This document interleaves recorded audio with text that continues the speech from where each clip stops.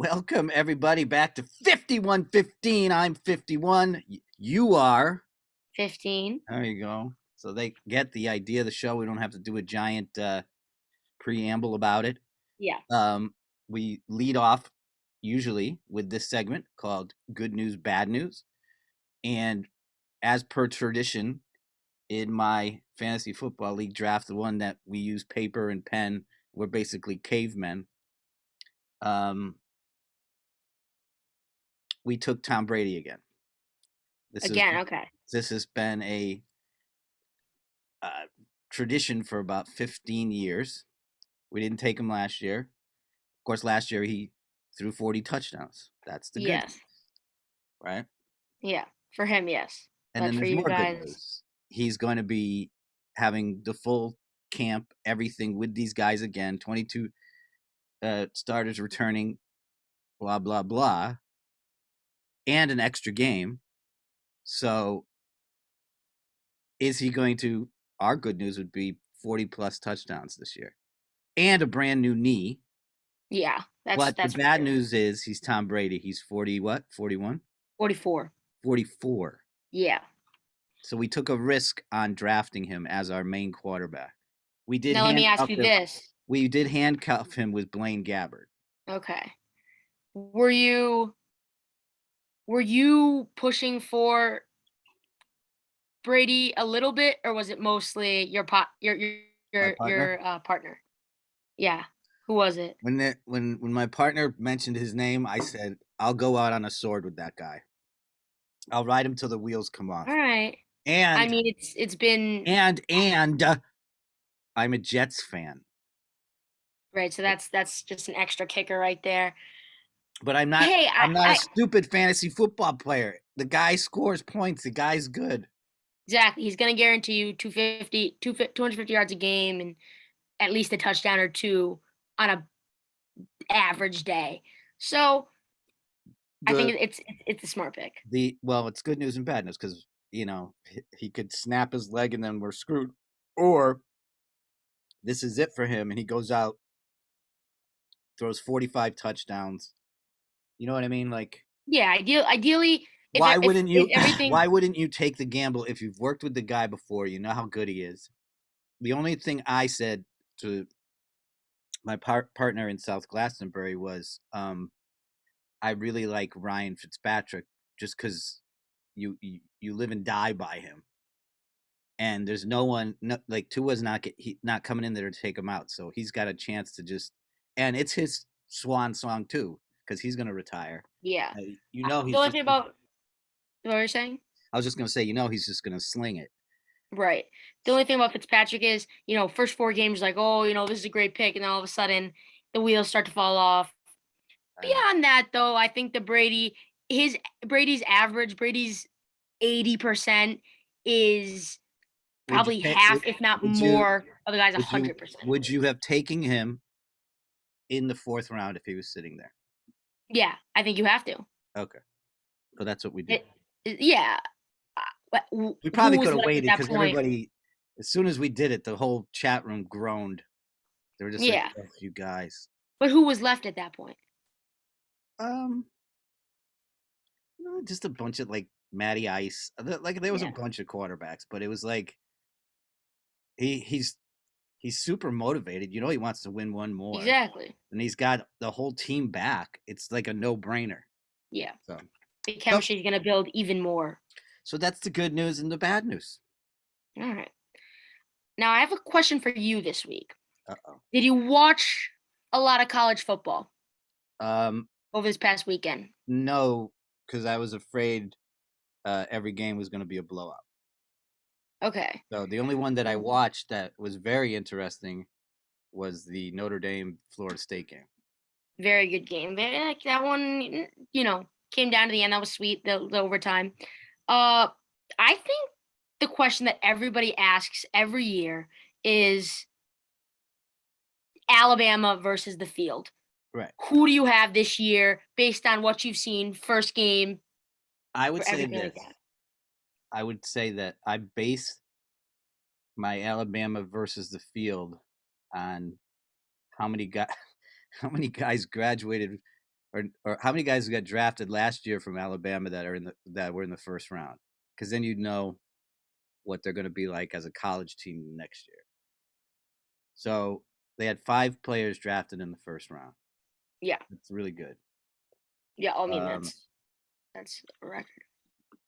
I think they're gonna have growing pains, but Alabama growing pains are, oh, we only won by 20. True. That's a good point. I mean, I think that this year I don't expect much from the college football the season because from what I saw from Clemson, who's usually, the team that uh stays neck and neck with them, wasn't much. They Right. couldn't move the ball that well. They only put up 3 points. And from what I saw from Alabama was that kid threw 5 touchdown passes. Yeah. 5 touchdown passes. Or was it 5? Am I wrong? I don't know. It was 5 more. And they said that was the most of any Alabama quarterback in their debut. Right. That being said, they were playing Miami, usually a pretty good defensive team, and they still put up Right. however many points they put But up. they have So this year. Well, this is the other thing. It's already started that the University of Georgia has an outbreak of COVID. oh really? Yeah. Is it team wise or is it, They're student freaking out. body There's wise? two players that have got it, but now they got to do the contact tracing. Does that mean the coaches get so like Right. already? That's starting, and that's not good. Oh yeah. No, I mean, especially for the college thing, they'll once it starts to outbreak, they're not gonna let that, just especially with all kids traveling and everything like that.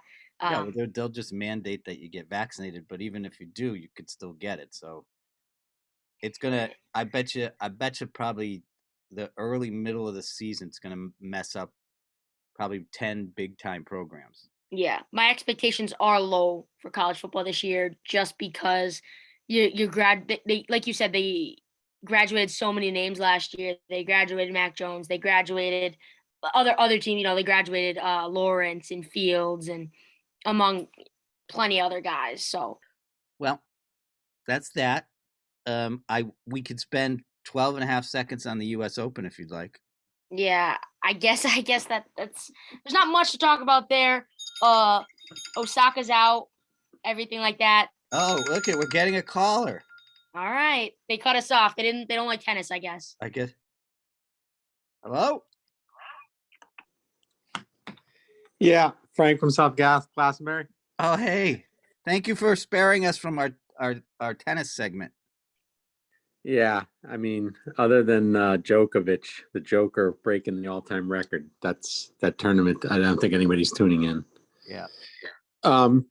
So before I get into the buckle your belts, I always like to throw a trivia question at you guys. This one starts off somewhat somber. I'd just like to say, as you guys know, I'm a Patriots fan, and we had a death in the family as a Patriots fan this week.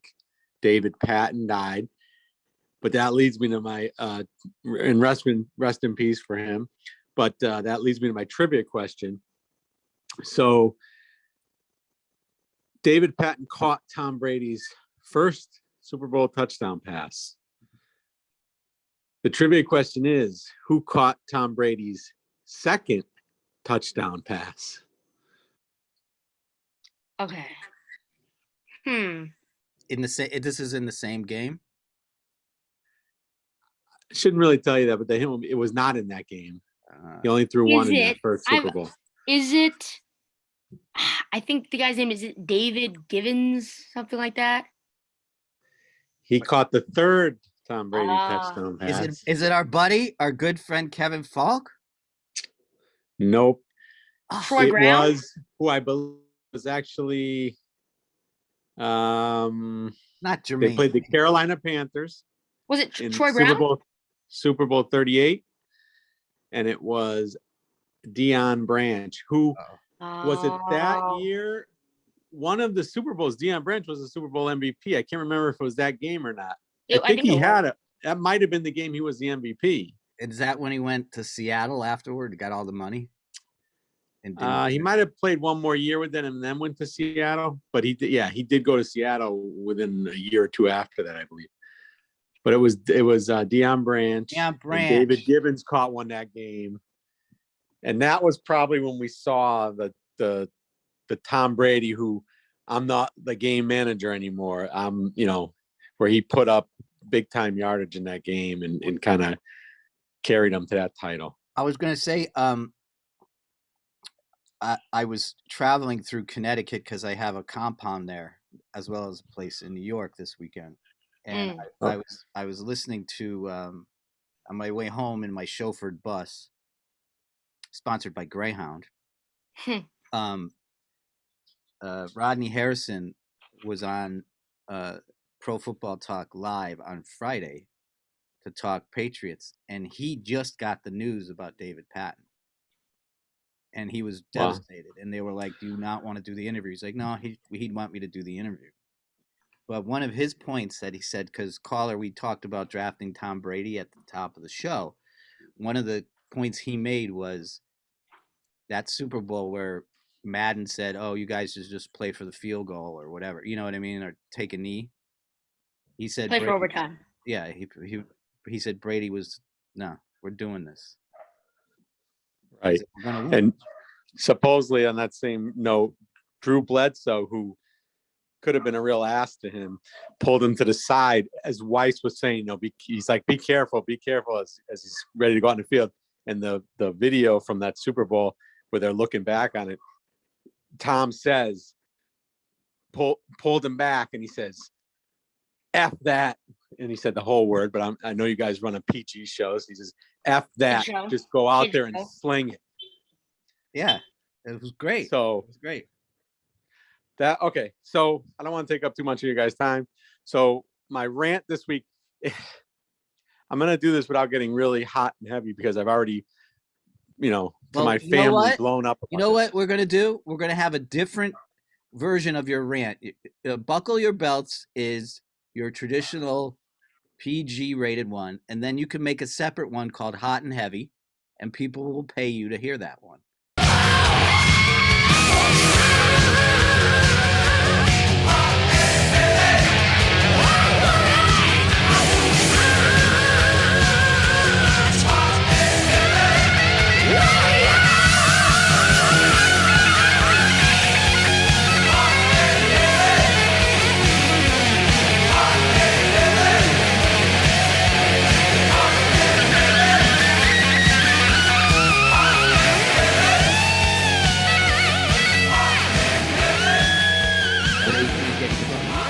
Okay, but this I'm gonna be calm with this because I've already spotted out to some members of my family about this. But so as a perfect example, and this is happening all over, and it's not doesn't just pertain to sports; it pertains to especially celebrity culture and so on and so forth.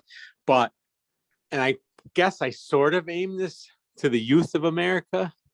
And when I say youth, to me, and probably 51 over here, the youth is someone who's, I don't know, 28 and below, 30 and below. 15 to 25, something like that. Yeah.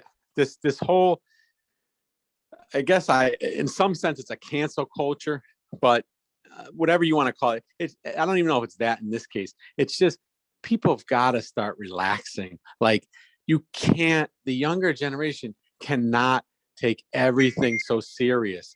It's that some people make comments and it's like almost they're saying it practically with a wink and it's all in good fun. Sometimes it's not serious.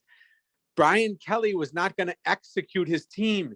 He was giving a quote from a great coach, John McKay, from 35 years ago. And I guess that 35 years ago, you could say things that you can't say today, but he wasn't going to execute players on his team. There's actually people on the internet trying to say this guy should be fired over this. I mean, please, people, just have a sense of humor and a sense of what is serious and what isn't. It's just all in good fun. You know what, caller? I'll tell you a little story from my childhood. I was a battered child, but I was never deep fried.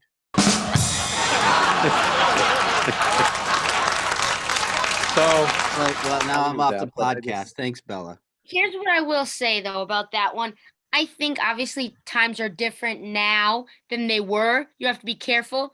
In that instance, what happened last night with Brian Kelly and everything. Yes, people are taking a little over the top, but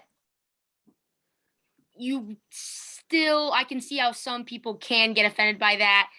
He's not Not that killing me. exact, He's not not that killing. exact, He's not not that exact killing a statement. No, no, 6'5" no. defensive end on his own I'm team. saying not that exact statement, but I'm saying in general, because he said, "Oh, it applies to somebody and stuff like that." Certain things, yeah, but it doesn't mean that you have to cancel the person. Just more of a re-educate thing. Okay, how So, about this then? How about Brian Kelly says, you know what? I'm not going to answer these questions because it puts too much stress on me. Okay? He can do it in well, Osaka. Have him do it in Osaka. Is that going to be all right? but still, I think basically, if I were Brian Kelly right now, I'd come out and say, "Listen, I said it. I quoted a coach that I looked up to or whatever, and I'm not gonna take back what I say. I'll be a little more careful and know that some people How can might you be? be How can you be more careful? You just played a football game and someone's shoving a microphone in your face. right, So right. then you pull in Osaka and you just But you say, gotta you gotta have to know that caller, am I happens. wrong, That's what caller? your job entails and stuff like that. Well, what I would say is the perfect answer to all of this is be Bill Belichick. You don't answer the questions. You just give them fluff and nothing. And you say, I don't, when they brought up about what made the final decision with Cam, I don't know. I don't know, or on to whoever the next team is. He doesn't I respect answer people for that. the I question. respect people for that more because No, that's his. to You can say it ask Bill anything. You say, Bill, how do you like your steak? Is it medium rare? It's what's ever best for the team. That's a pretty good impression. And I'll leave you with this hot off the presses. This just came out. Randy Edsel retired. A couple of us here being from Connecticut, Randy Edsel said he was retiring.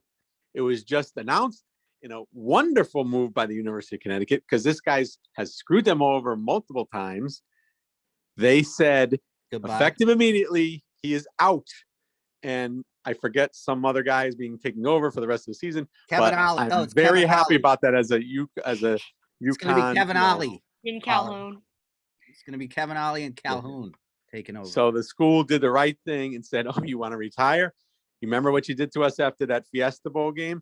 Goodbye and good luck. You're out." And I'm That's the out story. too. You All just right, gotta. thank you, caller. put their Remember, foot we're down. going to have a new section called Hot and Heavy. Thank the you, adult people. version. All right, now,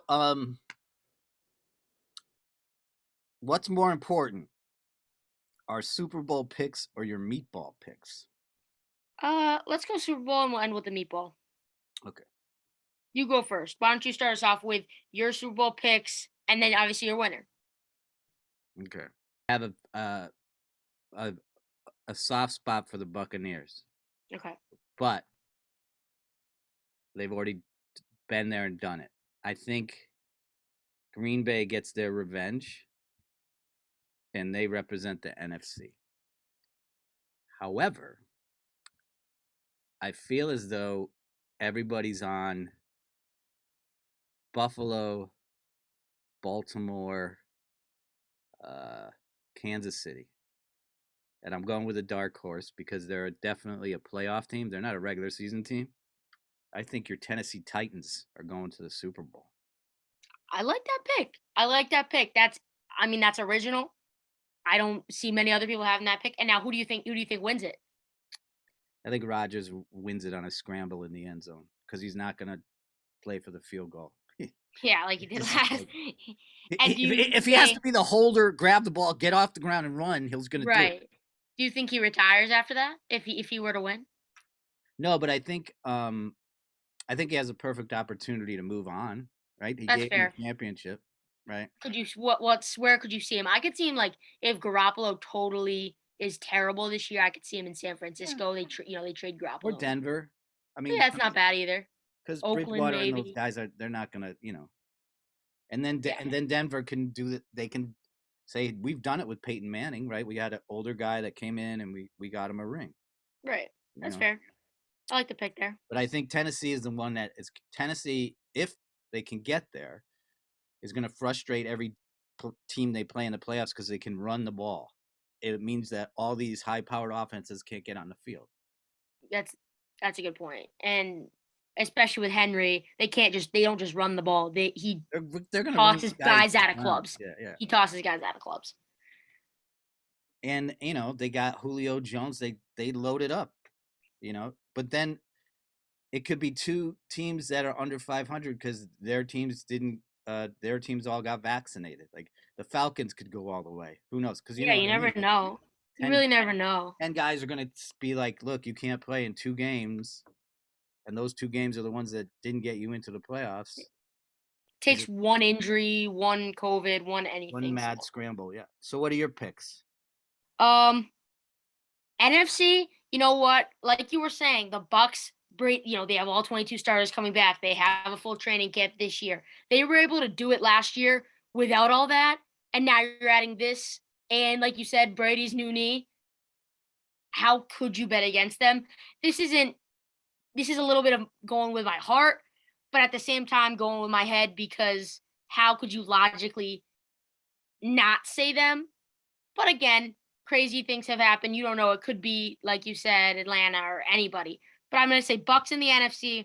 And then AFC, I would say Kansas City, but I just think that, the cool down could start on their end.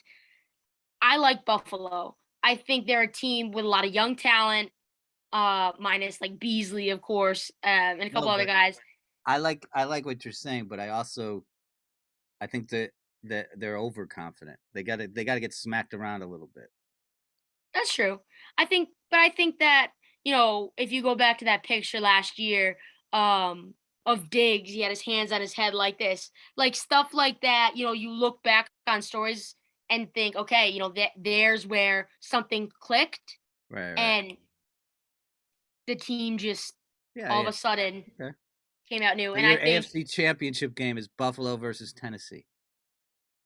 All right, yeah, I think that's a good pick. I like that. All right. And did they play each other last year in the playoffs or 2 years ago?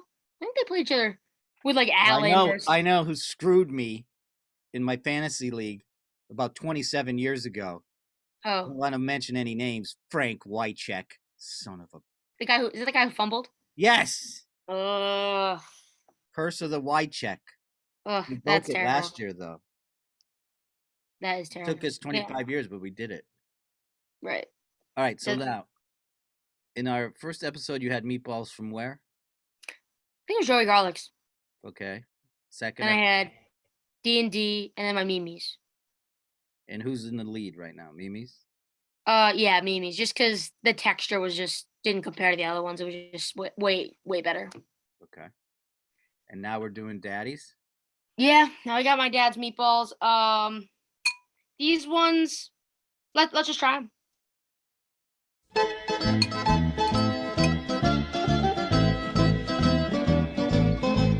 Makes them like his mother.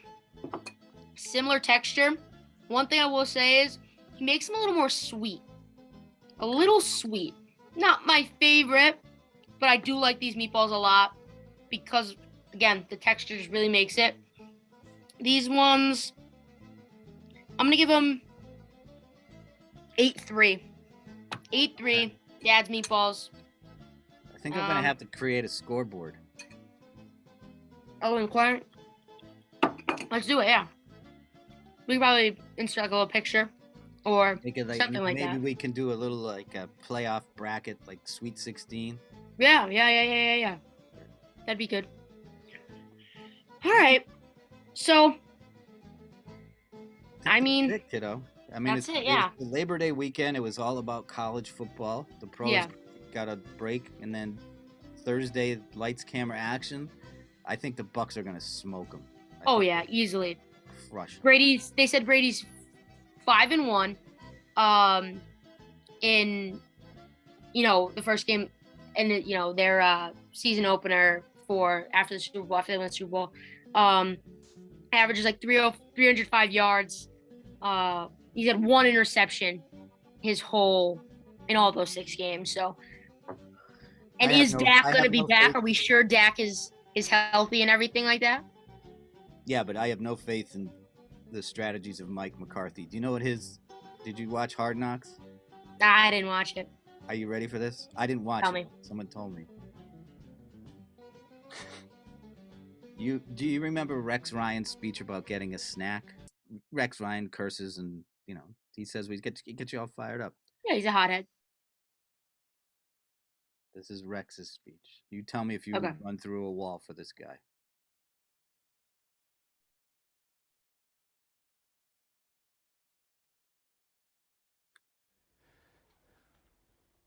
You guys know me, that I'm about as positive a guy as there is. I believe our team's better than every team in the league. I believe our players are better than any players in the league, right? Those are true statements. That's how I believe. But the team's only going so far if I'm the only guy that leads. The team is only going so far. I'm not a great leader. Okay? I'm not a great leader. I can't lead myself. This whole group of men. We ain't going to win, guys, if it's about me. I'm sitting back waiting for us to understand the team that we said we were going to be. What the hell are we waiting on? What are we waiting on? Do you want it or not? Do you understand there's a price to pay?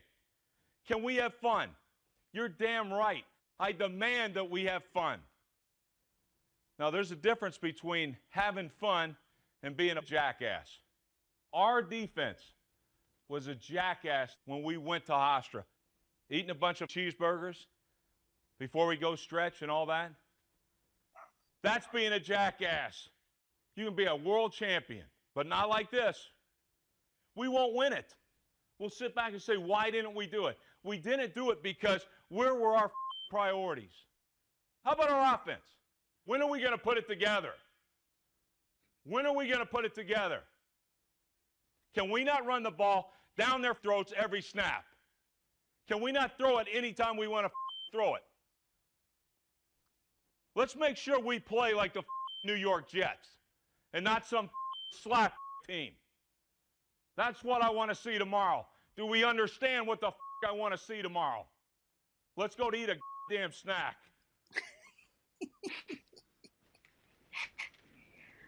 I like this speech. I like, the ending. It's funny. And Mike McCarthy plays the movie Austin Powers, and at the end says, "Guys, we got to get our mojo back." What were we just Good watching? show.